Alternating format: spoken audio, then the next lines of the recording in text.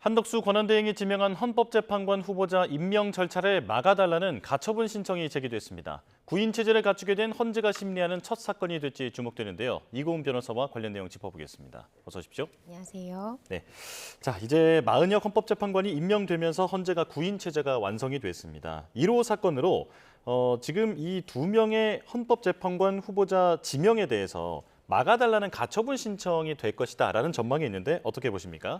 네, 맞습니다. 말씀 주신 대로 일단 두 명의 후보자죠. 이완규 법제처장 그리고 함상훈 판사에 대한 이 한덕수 권한대행의 대통령 몫으로 남겨두었던 이 두 명의 후보자 지명을 두고 일단은 그 효력을 좀 막아달라라면서 가처분 사건이 신청이 됐다라는 소식입니다. 아마 이것이 구인 체제에서 처음으로 심리하는 이 헌법재판소의 사건일 것이다라고 지금 이야기가 나오고 있는데요. 이 부분에 대해서는 일단은 이 헌법 27조에 이 국민으로서 이 정당한 권한에 있는 이 사람, 이 헌법과 법률에 따라서 정한 이 법관에 의해서 재판받을 권리를 국민으로서 가지고 있는데 내가 현재 받고 있는 헌법재판 관련해서 정상적으로 임명되지 않은 재판관이 임명되게 되면 내가 이러한 재판을 받을 수 있는 권리가 침해될 수 있기 때문에 일단은 굉장히 긴급한 상황이기 때문에 이 지명, 임명에 관한 효력을 멈춰달라라면서 가처분 사건이 신청된 그런 상황입니다. 자, 그런데 이게 국민 입장에서는 매우 혼란스러울 수밖에 없는 게 마은혁 헌법재판관 논란 당시에도 이 대행이 임명할 수 있다, 임명할 수 없다 이런 식으로 지금 정치권에서도 이견이 많지 않았습니까? 근데 법무부는 일단 권한대행이 대통령 몫의 재판관 지명이 가능하다라는 해석을 내놨는데 좀 자세히 설명해 주실까요? 네, 이 부분에 대해서는 사실은 뭐 학계에서도 어떻게 딱히 정해진 통설이나 그런 건 없습니다. 물론 여러 가지의 이야기가 나오고 있지만 사실은 마은혁 재판관을 임명할 당시와 현재 지금 논란이 되고 있는 이완규 법제처장이랄지 함상훈 서울고법 이 부장판사의 지명과는 조금 다르다고 생각이 드는데요. 네. 헌법재판관들은 총 9인으로 지금 구성이 되는데 그중에 3인 같은 경우에는 국회가 추천한, 국회가 지명한 부분에 대해서 대통령이 형식적으로 임명을 하는 것입니다. 여기에 해당됐던 인원이 바로 마은혁 재판관인 거죠. 네. 그래서 이때는 어떻게 생각하면 대통령 권한대행으로서 국회가 추천 지명해서 당연히 임명을 해야 될 것에 대해서 현상 유지적 차원에서 형식적 임명을 하는 것인데 이번에 논란이 되고 있는 이완규 처장이랄지 이 함상훈 부장판사 같은 경우에는 대통령이 지명을 하고 그러니까 대통령이 봤을 때 헌법재판관으로 적당하다라고 생각되는 이 3인에 대한 후보 추천이 있어야 되는데 이것을 권한대행이라는 어떻게 생각하면 대통령으로서 선출되지 않았고 현재 대통령이 거리는 상황이기 때문에 그 역할만 대행하고 있는 권한대행이 대통령의 고유 권한일 수 있는 이 3인 중 2인 부분에 대해서 지명을 하는 것이 과연 온당한가라는 부분에 대한 논란이 나오고 있습니다. 그런데 법무부에서는 사실은 대통령 권한대행이 어디까지 권한을 행사할 수 있는지는 법적으로 정해진 것은 없거든요. 때문에 대통령이 거리된 상태에서 권한대행으로서의 역할을 수행하기 있기 때문에 구인 체제를 완성하기 위해서 두 명의 후보자를 추천하는 부분은 가능하다라는 해석을 내놓은 것인데요.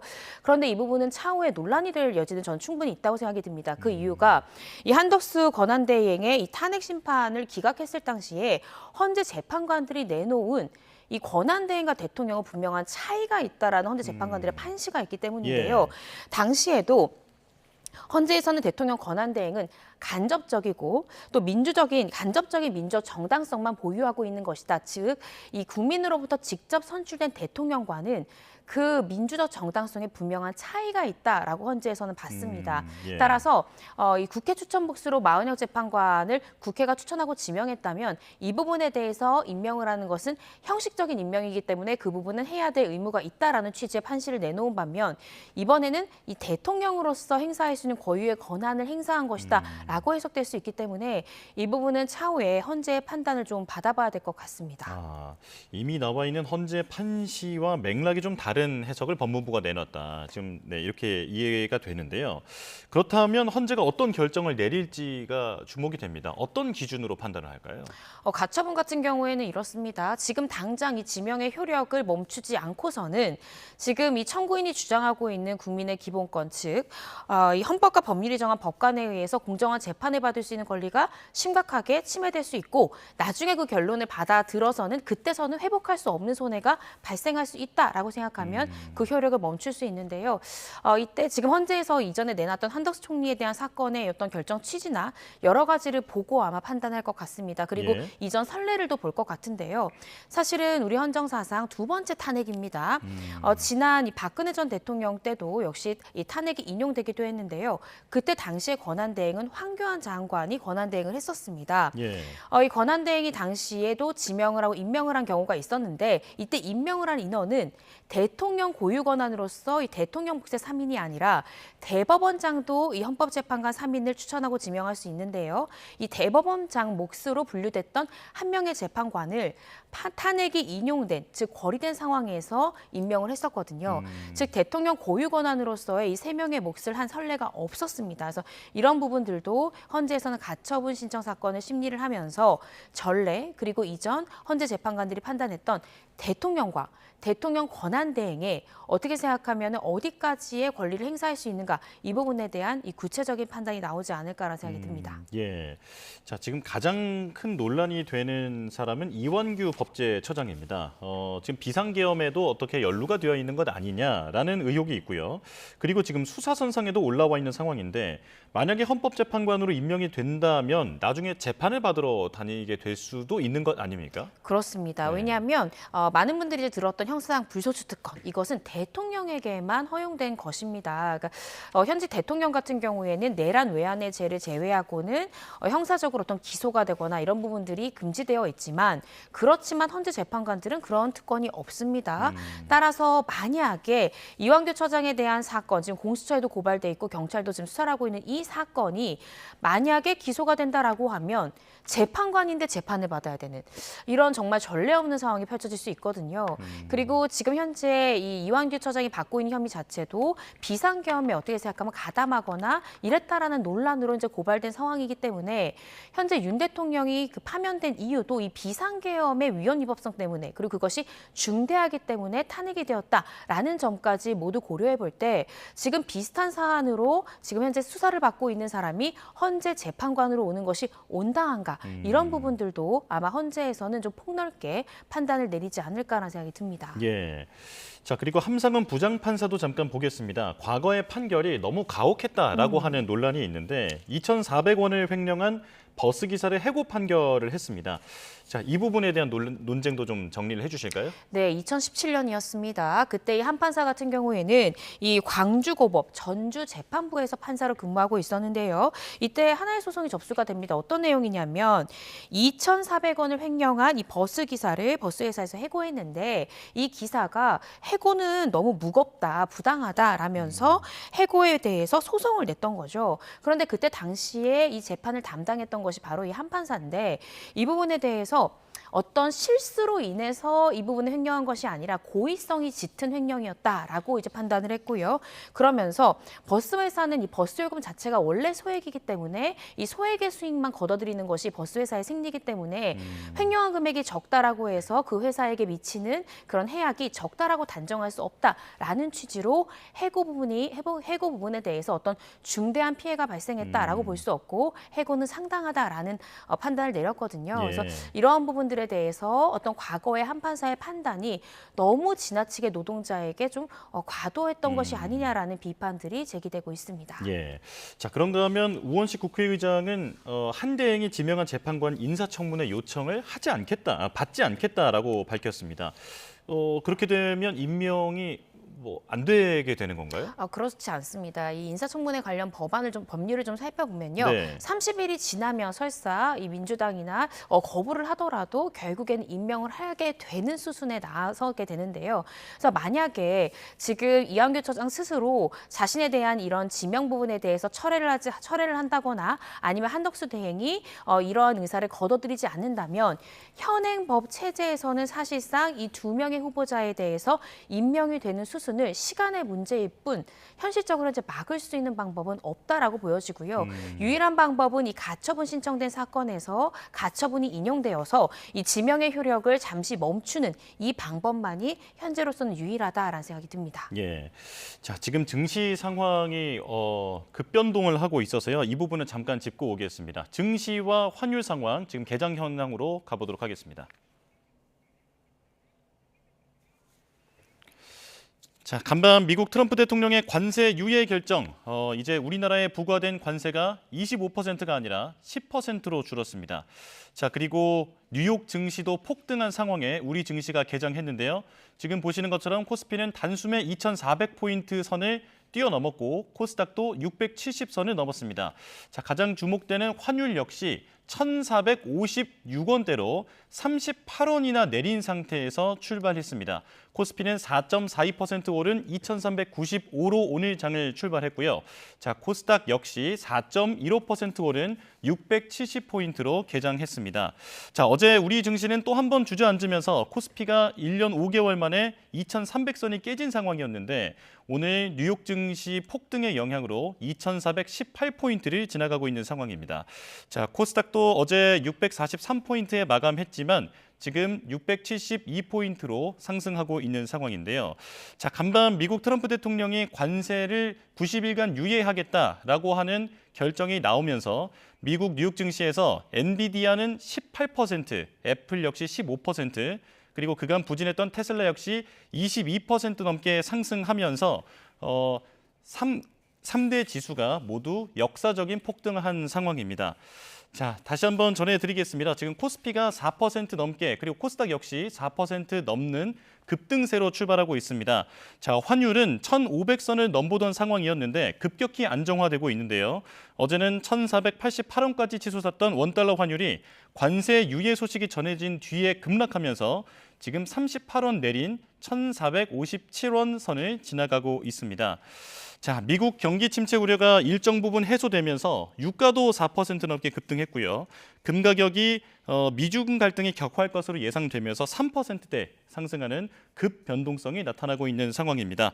자, 모처럼 하방 압력이 어느 정도 해소된 우리 증시 오늘 어떻게 반응할지 주목됩니다. 지금까지 개장 상황 살펴봤습니다. 자, 그리고 박성재 법무부 장관 탄핵 심판도 좀 짚어보겠습니다. 자, 오늘 오후 2시에 법무부 장관 탄핵 선고가 나오게 되는데요. 자, 쟁점이 어떤 게 있는지 정리를 해주실까요? 네, 이 12월 3일에 있었던 비상계엄 관련해서 국무회의에 국무위원으로 참석을 했었죠. 당시에 이 박성재 법무부 장관이 윤석열 전 대통령을 적극적으로 만류하지 않아서 비상계엄이 선포된 이런 부분들에 대해서 지금 문제를 삼고 있고요. 또 비상계엄이 해제된 다음 날이죠. 12월 4일 밤에 이 삼청동 안가에서 회동이 있었다는 겁니다. 이때 당시에 참석한 부분 등 이 비상계엄 관련한 이 내란 혐의에 가담했다라는 등의 혐의를 받고 있는데요. 오늘 드디어 오후 2시에 이 탄핵 심판 청구에 대한 이제 헌재 결정을 내놓습니다. 한 차례 변론기일이 열렸고 굉장히 조속히 이제 마무리가 됐는데요. 그만큼 쟁점이 좀 간단하다라는 생각이 들고 또 소추 사유 중에 하나로 거론되었던 이 야당 대표를 좀 째려보았다, 노려보았다. 이 부분에 대해서는 그 심리 과정 중에 이미선 재판관이었던 걸로 기억하는데 한 재판관이 이것도 소추 사유인 거냐 아니면 그냥 정황적 설명인 거냐라고 이 소추한 이 국회 측에 물어봤고 국회 측은 정황적인 설명이다라고 이야기를 했거든요. 이런 여러 가지 소추 사유들에 대한 헌재의 판단이 오늘 오후에 나올 것으로 보여집니다. 네, 이 판단 가운데 특히 주목되는 점이 계엄 이튿날 삼청동 안가 모임에 지금 헌재가 이걸 어떻게 판단할지 하는 부분인데 이완규 법제처장이 이 자리에 있었잖아요. 이 부분에 대한 판단이 그래서 주목이 되는 거죠. 맞습니다. 12월 4일입니다. 지난 12월 4일 밤에 이 삼청동 안가에서 회동을 했다라는 건데 이때 이 법무부 장관뿐만 아니라 지금 이 헌재 재판관 후보자로 거론되고 있는 이완규 처장도 함께했다라는 거죠. 이런 부분들이 현재 고발되어서 공수처랄지 경찰 등에서 수사가 계속되고 있는 상황인데요. 이 부분에 대해서 이완규 처장은 아는 게 없어서 그러니까 오라니까 갔던 것이고 아는 게 없어서 앞서서 나는 한숨만 쉬다 왔다라고 이야기를 하고 있고요. 그런데 논란이 되는 것은 이 안가회동 이후에 이완규 처장이 자신이 쓰던 휴대전화를 교체했다라는 것입니다. 그래서 이 부분을 두고 야당에서는 이것은 어떤 증거를 인멸한 것이 아니냐. 만약에 당당하다면 왜 사용하던 휴대전화를 교체했느냐라는 의혹을 제기하고 있고 아마도 공수처에서는 이완규 처장을 상대로 휴대전화를 교체한 사유에 대해서 아마 구체적으로 추궁할 가능성이 높거든요. 예. 그래서 오늘 헌재가 이 비상계엄 선포 이후에 있었던 이 삼청동 안가 회동에 대해서 과연 어떤 위헌 위법한 행동으로 판단할 것인지 굉장히 중요하고요. 만약 그러한 판단이 나온다고 하면 이완규 처장이 과연 헌재 재판관으로 상당한 인물이냐, 또 현재 되어 있는 이 가처분 신청을 판단할 때도 헌재 재판관들이 또 어떤 기류로 판단할 수 있을지를 우리가 조금은 예상해 볼 수 있는 쟁점이라고 생각이 들거든요. 예. 그래서 오늘 헌재가 이 박성대 장관에 대한 판단 그리고 그 이유를 결정문에 어떻게 설치할지를 좀 보면 이 지금 현재 의혹을 지금 제기하고 있는 이완규 처장에 대한 가처분 사건의 향방도 조금은 예상해 볼 수 있지 않을까라는 생각이 듭니다. 예. 자, 지금 증시 관련 속보가 들어왔는데요. 코스피가 급등하면서 매수 사이드카가 발동됐습니다. 그러니까 지금 주식을 거래하는 그 과정이 너무나 급등하면서 잠깐 중단이 됐다라고 이해를 하시면 되겠는데요. 자, 매수 사이드카가 발동되면서 지금 현재 거래가 잠깐 중단된 상황입니다. 자, 간밤 미국 트럼프 대통령의 관세 유예 결정 이후에 뉴욕 증시가 역사적 수준으로 폭등했고 그리고 그 영향이 지금 우리 증시에도 열풍으로 불어오고 있는 상황입니다.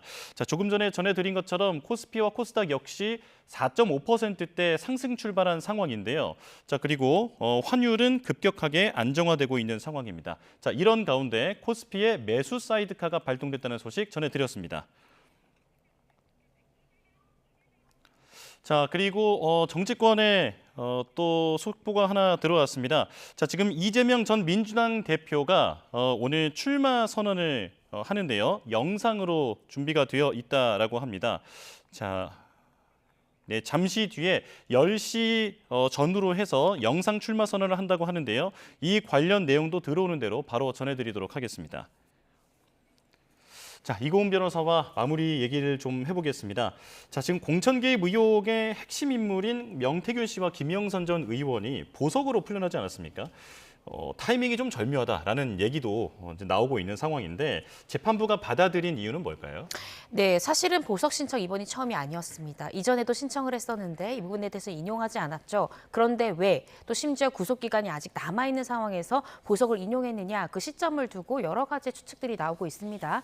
일단 재판부에서 이야기하고 있는 보석 신청을 인용한 사유는 구속 기간이 만료되기 전에 지금 현재 공판을 종결하기가 좀 어렵다. 지금 다수의 재판이 이어져야 될 것 같다라는 부분을 설치를 했고요. 또 피고인의 방어권 보장 측면 여러 가지를 지금 고려해서 여러 가지 조건, 이 보석의 조건을 부여해서 일단은 보석을 인용하겠다라는 입장을 내놨거든요. 그런데 그간 보석 신청에 대해서 기각했던 것과는 조금 다른 모양새여서 왜 지금 굳이 또 윤석열 전 대통령과 김건희 여사에 대한 이 공천 개입 의혹에 대해서 검찰도 수사하겠다라고 나선 이 상황에서 이 보석이 됐느냐를 두고 또 의혹도 제기되고 있는 그런 상황입니다. 예. 자, 김건희 여사에 대해서도 이제 조만간 소환 조사가 진행될 것으로 보이는데 내일 관저에서 퇴거하기로 했다라고 지금 저희 취재진이 취재가 됐습니다. 소환 날짜는 언제쯤 될까요? 그 부분 아마 조율을 할 것 같은데요. 일단은 관저에서 나온 이유가 되겠죠. 그리고 보도 내용에 따르면 사실은 지난달부터 검찰에서는 김건희 여사 아마 변호인에게 통보했던 것 같은데 소환 조사가 필요하다라는 내용은 이미 전달했다라고 하고요. 구체적인 소환 일정은 조율하고 있다라고 하기 때문에 아마 조만간 조사가 이루어지지 않을까라는 생각이 들고 이번엔 어떤 제3의 장소가 아니라 통상적으로 수사를 하고 있는 검찰청으로 소환을 해서 일반적인 보통의 방법으로 조사를 한다라고 하니까요. 조금 지켜보면 조만간 소환이 되지 않을까. 그리고 김건희 여사 다음의 소환 순서는 윤 전 대통령이 되지 않을까 조심스럽게 추측을 해봅니다. 예. 자, 그렇다면 관저에서 나온 다음에 어떤 사저로 이동을 하게 되면 그 이후에 소환 조사를 받는 받는다든지 수사를 받는다든지 하는 과정에서 모두 경호가 이루어지는 건가요? 그렇습니다. 윤 전 대통령도 결국에는 이 경호 경비 부분에 대해서는 계속해서 전직 대통령으로서 예우를 받을 수 있는 부분이기 때문에 아마 뭐 신체의 안전이나 어떤 위험에 대한 우려 때문에 결국엔 경호를 받을 것으로 보여지고요. 지금 아마 서울중앙지검에서 이 사건 수사하고 있기 때문에 서초동 사저로 간다고 하면 중앙지검과의 거리가 굉장히 짧습니다. 그렇지만 그 기간을 그 해당 거리를 이동하는 데에 대한 경호 경비랄지 만약에 포토라인에 선다라고 하면 그런 부분에 대한 경호 경비는 이루어질 가능성이 높다라고 보여집니다. 네, 알겠습니다. 법적 쟁점 짚어봤습니다. 지금까지 이고은 변호사와 함께했습니다. 고맙습니다.